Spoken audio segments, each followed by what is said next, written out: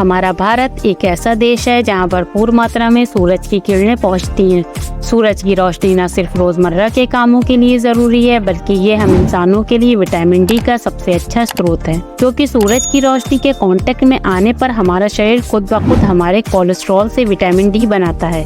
अच्छी तरह से धूप मिलने के बावजूद आज भारत में 76% लोग विटामिन डी से ग्रसित हैं, यानी कि कुल आबादी में 3/4 लोग विटामिन डी की कमी से परेशान हैं। और चिंता की बात यह है कि ये आंकड़े लगातार बढ़ते जा रहे हैं। लेकिन आश्चर्य इस बात का है कि बहुत से लोग अपनी इस बीमारी को समझ ही नहीं पाते हैं, क्योंकि वो इसके शुरू के सिम्टम समझ ही नहीं पाते हैं, जिससे सही टाइम पर इसका इलाज न करने से काफी परेशानी झेलनी पड़ती है। लेकिन विटामिन डी की कमी का कारण क्या होता है और इसे ठीक कैसे कर सकते हैं, चलिए जानते हैं विस्तार से। इस वीडियो में हम जानते हैं कि हमारे शरीर को ठीक से काम करने के लिए कई तरह के विटामिन और पोषक तत्वों की जरूरत पड़ती है।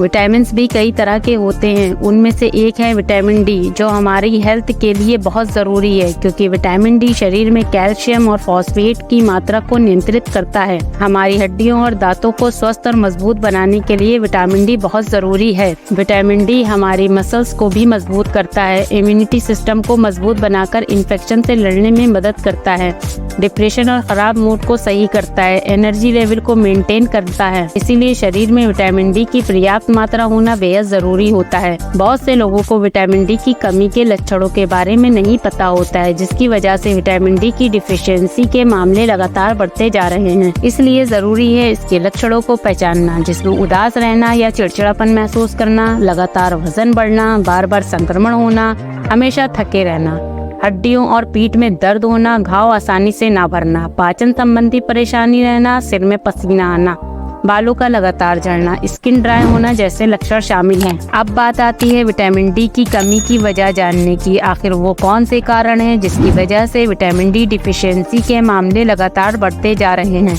आइए इन कारणों को जानते हैं। ज्यादा समय बंद कमरे में रहना और पर्याप्त धूप न मिलना, विटामिन डी से भरपूर भोजन न लेना, लीवर और किडनी द्वारा भरपूर मात्रा में विटामिन डी ना बना पाना, किसी दवाई के साइड इफेक्ट के रूप में विटामिन डी की कमी होना, भरपूर मात्रा में डेयरी प्रोडक्ट जैसे कि दूध, पनीर, अंडे, मशरूम, मछली ना लेना, लंबे समय से किडनी और लीवर की परेशानी होना शामिल है। इसी के साथ ये जानना बहुत जरूरी है कि विटामिन डी की कमी का खतरा किन लोगों को ज्यादा होता है। इनमें वो लोग शामिल है जिनकी बाईपास सर्जरी हुई हो, 5 साल से कम उम्र के बच्चे, मोटापे से ग्रसित लोग, धूम्रपान करने वाले लोग, टीबी और कैंसर जैसी बीमारियों के मरीज और 65 साल से अधिक उम्र के बुजुर्ग।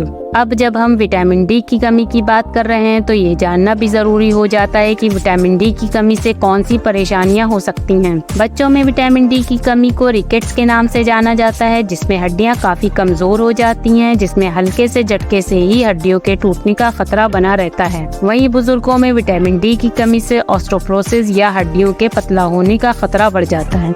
इसमें जरा सी चोट पर ही हड्डियां टूट सकती हैं। अक्सर लोगों को लगता है कि वो संतुलित आहार ले रहे हैं और उन्हें विटामिन डी की कमी नहीं हो सकती है, लेकिन ऐसा नहीं है, क्योंकि हमारे शरीर को एक सही अनुपात में विटामिन डी की जरूरत होती है। अगर आपको इनमें से कोई भी लक्षण नजर आए तो तुरंत अपने डॉक्टर की सलाह लें। डॉक्टर एक ब्लड टेस्ट से आपके शरीर में विटामिन डी का पता लगाकर आपको विटामिन डी की कमी को पूरा करने के लिए मेडिसिन देंगे। इसके साथ साथ आपको सही डाइट भी लेनी चाहिए। विटामिन डी का मुख्य स्रोत तो सूरज ही है, लेकिन कुछ मात्रा में विटामिन डी भोजन से भी मिलता है। अंडे, दूध, दही, मछली, मशरूम, पनीर, ओट्स, संतरा, मीट, सोया और डेयरी प्रोडक्ट्स में विटामिन डी पाया जाता है। शरीर को हेल्दी रखने के लिए और दैनिक कार्य करने के लिए विटामिन डी की मात्रा का सही अनुपात में होना बेहद जरूरी है। इसलिए विटामिन डी की मात्रा सामान्य रखने के लिए जरूरी है अपने वजन को संतुलित रखें। विटामिन डी से भरपूर खाद्य पदार्थ का सेवन करें। अगर आपको विटामिन डी से भरपूर खाद्य पदार्थ को लेने में कोई एलर्जी होती है तो अपने डॉक्टर से संपर्क करें